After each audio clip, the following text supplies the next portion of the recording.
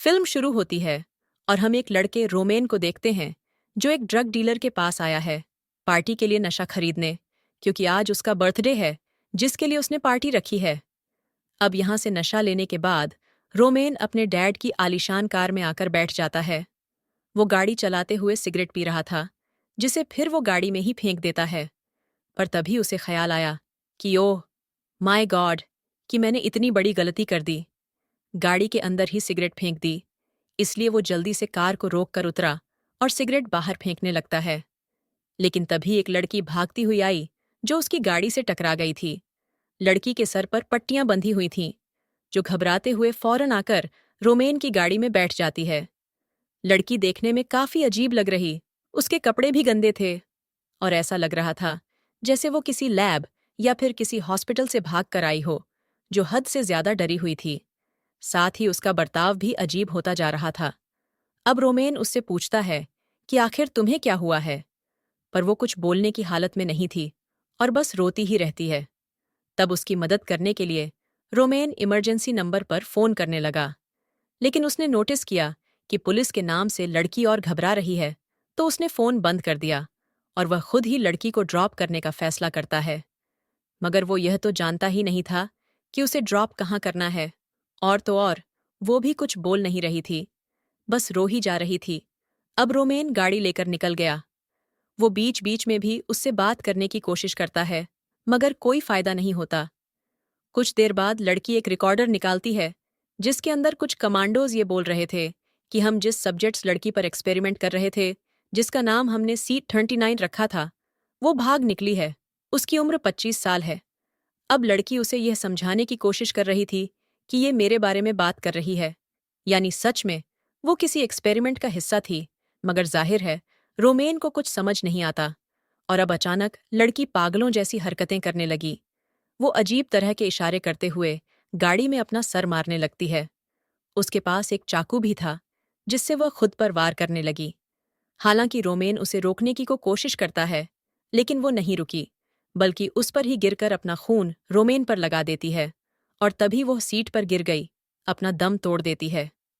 ये देख रोमन पूरी तरह घबरा गया, क्योंकि उसे कुछ समझ ही नहीं आ रही थी कि मेरे साथ बर्थडे वाले दिन क्या हो गया है और अब मैं क्या करूं। वो उसे उठाने की कोशिश करता है, लेकिन जाहिर है इसका कोई फायदा नहीं था। अब किसी तरह वो बाकियों की नजरों से बचता हुआ गाड़ी अपने गैराज में ले आता है। एक बार फिर उसने लड़की को चेक किया, मगर वो नहीं उठती। रोमेन की घबराहट से हालत खराब होने लगती, क्योंकि एक तो वह खुद भी खून में लटपट था, ऊपर से उसकी गाड़ी में एक लाश है, जो बहुत ही खतरनाक बात, उसे पार्टी में जाना था और यह उसके साथ क्या हो गया। खैर, अब खुद को संभालते हुए वह सबसे पहले नहाने गया। नहाकर आने के बाद वह खुद को ही कोसता रहता है कि काश मैं गाड़ी ना रोकता तो आज मेरे साथ यह सब ना होता। तभी उसके डैड की कॉल आई, जो रोमेन से पूछ रहे थे कि गाड़ी वगैरह सब ठीक है ना, जिससे हम समझ पाते हैं कि उसकी डैड को गाड़ी कितनी प्यारी है। और इसी वजह से जब रोमेन ने गाड़ी में सिगरेट फेंक की तो उसने फौरन से गाड़ी को रोक दिया और उसके साथ यह सब हो गया। अब यहाँ वो अपने डैड को ऐसे जाहिर करवाता है कि गाड़ी बिल्कुल ठीक है और फोन रख देता है।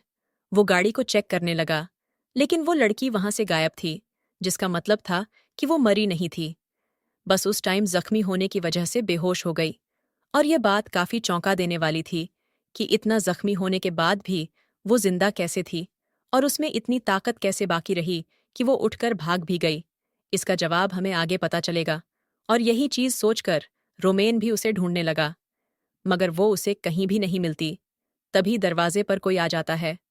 रोमेन जब चेक करने गया तो वहां उसकी दोस्त थी, जिसका नाम ऐना होता है। और क्योंकि रोमेन की बर्थडे थी तो ऐना उसके साथ टाइम गुजारना चाहती थी ताकि उसे अच्छा लगे, लेकिन घबराहट की वजह से वो ऐना को रोककर फिर से लड़की को ढूंढने लगा और ऐना बाहर चली जाती है। सिगरेट पीने के लिए रोमेन को लगा कि वो नाराज है, इसीलिए वो ऐना को अपने पास बुलाता है। वो कहती है कि मैं तुम्हें पार्टी के लिए लेने आई थी, मगर तुम तो उल्टा ही बर्ताव कर रही हो। मेरे साथ उसे रोमेन पर शक भी हो रहा था कि क्यों इस तरह की हरकतें वो कर रहा है।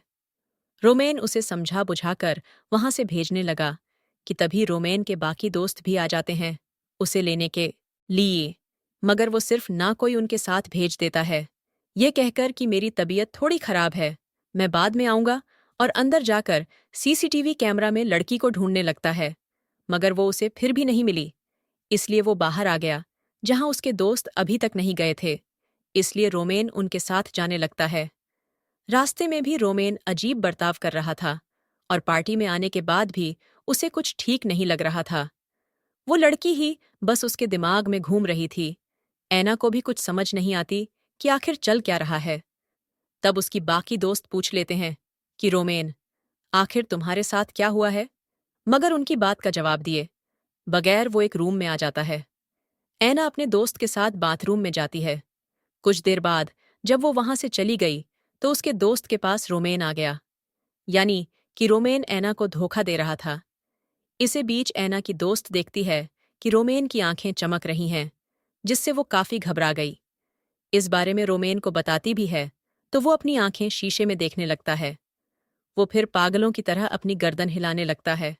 तभी उसके डैड की कॉल आई, जो कहते हैं कि कुछ देर पहले घर का अलार्म बजा है और मैंने कैमरा फुटेज में किसी को घूमते हुए भी देखा है। मैं घर पर नहीं हूं, तो तुम जल्दी से घर जाकर देखो कि आखिर क्या माजरा है। तब रोमेन घर जाने के लिए निकलने लगा, जिस बीच हम भी उसकी चमकती हुई आंखों को नोटिस कर लेती हैं, जो इस बात की तरफ इशारा था कि जरूर उसके साथ कोई गड़बड़ हुई है। वो जब बाहर आया तो उसका दोस्त जबरदस्ती उसी पार्टी में डांस करने का कहता है। इसी रोमेन को इतना गुस्सा आया कि वो अपने ही दोस्त को बुरी तरह मारने लगता है। तभी इनके बीच में ऐना की दोस्त आकर लड़ाई छुड़वाती है, लेकिन रोमेन उसे भी मारता है और फिर एक साइकिल लेकर घर आ जाता है। उसने जब अलार्म बंद किया तो उसके डैड की कॉल आई, जो कहते हैं कि क्या कोई चोर घुस आया था और घर से कुछ चोरी तो नहीं हुआ है। रोमेन कहता है कि नहीं, कुछ भी चोरी नहीं हुआ। मगर उसके डैड अजीब तरह से हंसने लगे, यानी उनके साथ भी कुछ अजीब हुआ था। अब रोमेन फोन बंद करके के अंदर आ गया, जहां उसे वही रिकॉर्डर मिलता है जो उस लड़की के पास था, जिस पर लैब में एक्सपेरिमेंट किया जा रहा था, और वो रिकॉर्डिंग अभी भी उसमें चल रही थी। रोमेन घर में जगह जगह खून के निशान देखता है, जिनका पीछा करते करते वो बाथटब तक पहुंच गया, जहां वो लड़की उससे बैठी हुई मिलती है, जो अभी भी चाकू से खुद पर वार किए ही जा रही थी। रोमेन जल्दी से चाकू छीनकर दूर फेंक देता है, जिसके बाद वो फिर से घबराने लगा। तभी वो लड़की अपने अंदर से एक डिवाइस को बाहर निकालती है, जो देखकर रोमेन के होश उड़ गई। उसे कुछ भी ठीक नहीं लग रहा था, इसलिए वो भागने लगा। मगर तभी वो खिड़की से कमांडोज को देखता है, जिन्होंने ही लड़की पर एक्सपेरिमेंट किया था, और वो उसे ढूंढते हुए यहां आ गए थे। वो अब लड़की को ले जाने लगते हैं, मगर उन्हें पता चल गया था कि घर के अंदर कोई और भी है, और इस बात का एहसास होते ही कि वो मेरे बारे में जान गए हैं, रोमेन भागने लगता है। वो अचानक पागलों की तरह हरकतें करने लगा, जैसे कि जोर जोर से हंसने लगता है। वो फिर रोड पर बैठकर पहले खुद को काटता है, फिर जमीन को चाटने लगता है और उल्टी तरफ चलने लगता है, जो देखकर कमांडो उसे भी अपने साथ ले जाने लगते हैं। अब ऐना रोमेन को कॉल करके उससे बात करने की कोशिश करती है, मगर उससे तो कोई और ही बात कह रहा था, जो जाहिर है कमांडोज थे। मगर ऐना उन्हें रोमेन समझकर बात करती रहती है। वो कहती है कि तुमने जिस लड़के को मारा था, उसकी गर्दन की हड्डी टूट गई है। आखिर तुमने कैसे इतने जोर से उसे मारा? अब कमांडोज उससे पूछते हैं कि तुम कहाँ जा रही हो, तो वो उन्हें बता देती है और एक टैक्सी के जरिए जाने लगी। मगर उसका भी बर्ताव अजीब होना शुरू हो गया था। वो बिल्कुल वैसे गर्दन को हिलाने लगती है जैसे पहली बार रोमेन ने हिलाई थी, यानी कि उसकी भी हालत खराब हो जाती है। तभी ऐना के पास उसकी दोस्त की कॉल आई। तब ऐना उसे बताती है कि मेरे साथ भी कुछ ठीक नहीं हो रहा है, अजीबोगरीब चीजें मेरे साथ भी हो रही हैं। फिर अचानक वो रोते हुए फोन बंद कर देती है। तभी वो नोटिस करते हैं कि कोई उनका पीछा कर रहा था, जो और कोई नहीं, कमांडोज ही थे। ड्राइवर उतरकर उनसे पूछने लगता है कि आखिर तुम हमें फॉलो क्यों कर रहे हो, लेकिन वो ड्राइवर को ही मार देते हैं। ऐना ये देखकर डर गई और अब वो खुद ही टैक्सी को चलाने लगती है, लेकिन एक जगह पर आकर उसने टैक्सी रोक दी थी। वो भी अजीब तरह से सड़क पर चलने लगी, जहां वो लोग अभी भी उसका पीछा कर रहे थे। ऐना जब भागने लगी तो वो लोग लगातार उस पर शूट करते हैं, मगर हैरत वो फिर भी नहीं रुकी, भागते जा रही थी। वो एक लब में आकर लोगों से मदद मांगती है, पुलिस को कॉल करने का कहती है, फिर वो बाथरूम में जाकर अजीब तरह से शीशे में पहले खुद को देखती है, फिर अपनी चोट देखकर रोने लगती है। तभी उसके पास ऐना की दोस्त की कॉल आई, जो उसे बुला रही थी कि स्टेशन पर मिलने आओ, मेरे पास बाइक है, हम भाग निकलेंगे। तभी कमांडो इस क्लब में भी आ गए और यहाँ सभी लोगों को शूट करके मार देते हैं। जो देख ऐना खिड़की से कूदकर बाहर आ गई और अपने दोस्त की बताई हुई जगह पर जाने लगती है।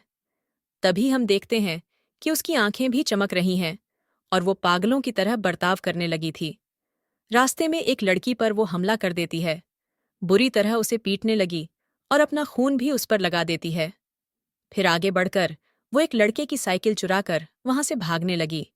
लड़का उसे रोकने लगता है, मगर वो उसे भी मारकर तालाब में फेंक देती है और जाने से पहले कहती है कि आई एम बुरा हाल हो गया था। लेकिन जाहिर है इससे कमांडो खुद भी इफेक्टेड हो गई थी, क्योंकि उसके पैरों पर ऐना का खून लग गया था।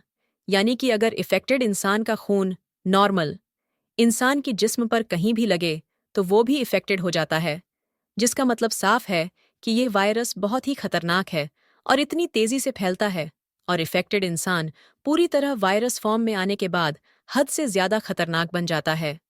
अब कमांडो ऐना के दोस्त को कहती है कि अगर तुम भी डायरेक्ट इफेक्टेड के पास नहीं गई, तुम इफेक्टेड होने से बच सकती हो। मगर हम जानते हैं कि वो रोमेन के करीब आई थी और उस पर ऐना का खून लगा था, यानी कि वो भी इफेक्टेड हो जाएगी। मगर उसने ये बात कमांडो को नहीं बताई, क्योंकि उसे खुद ही समझ नहीं आ रही थी कि ये सारा माजरा क्या है। अब कमांडो उसे यह भी बताती है कि तुम उसी जगह पर रहो जहां अंधेरा हो, क्योंकि इन्फेक्टेड लोग रोशनी की तरफ तेजी से खींचे चले जाते हैं। फिर वो उसे गन देकर कहती है कि यहां से भाग जाओ, क्योंकि कुछ देर बाद मैं इफेक्टेड बनकर तुम्हें नुकसान पहुंचा सकती हूँ। फिर कमांडो उसे दूसरी तरफ मुंह करने का कहती है और वो फिर खुद को शूट करके मार डालती है, जिससे अब हमें समझ आती है कि क्यों ये कमांडोज सभी इफेक्टेड का खून लगे लोगों को मार रही थी, क्योंकि वो नहीं चाहती थी कि ये वायरस पूरे शहर में फैले और इससे तबाही हो। लेकिन हमें पता है कि ऐसा तो हो चुका है, और अब देखते ही देखते ऐना की दोस्त भी इफेक्टेड होना शुरू हो गई थी। उसका बर्ताव बदलने लगा, वो पागलों की तरह हंसने लगती है और हम सुन पाते हैं कि पूरे शहर में तबाही मची हुई है। अब यहाँ हमें पता चलता है कि वो पहली लड़की यानी कि एक्सपेरिमेंट की सब्जेक्ट C39, उसकी वजह से ये वायरस पूरे शहर में फैला। उसने सबसे पहले रोमेन को इफेक्टेड किया, अपना खून लगाकर। फिर उसके कांटेक्ट में आने से बाकी दोस्त हुए और उनके जरिए ये वायरस आगे लोगों में भी फैलता गया और पूरा शहर इसकी चपेट में आ गया। अब कमांडोज ये एक्सपेरिमेंट गवर्नमेंट के कहने पर कर रहे थे, ताकि वो इंसानों को सुपरफास्ट सोल्जर बना दे, जो बहुत ही ज्यादा पावरफुल होंगी। उन्होंने अपने सब्जेक्ट को इस तरह डिजाइन किया था कि उसका खून लगने से बाकी लोग भी उसके जैसे ही सुपरफास्ट पावरफुल बन जाएंगे। लेकिन यहाँ एक दिलचस्प मोड़ के साथ भयावह स्थिति भी पैदा हो गई। वे लोग पावरफुल तो बने, लेकिन किसी उल्टे असर के कारण इतने खतरनाक हो गए कि इन्फेक्टेड होकर खुद को और दूसरों को काटने खाने लगे। यह संक्रमण तेजी से हर तरफ फैल गया, जिससे इसे रोकना बेहद मुश्किल हो गया। हालांकि यह संभव है कि कमांडोज कोई समाधान खोज लें और इस वायरस को रोकने का तरीका ढूंढ निकालें। आपको क्या लगता है, क्या वे इस आपदा पर काबू पा सकेंगे? अपनी राय जरूर साझा करें। इसी के साथ इस फिल्म की कहानी समाप्त होती है।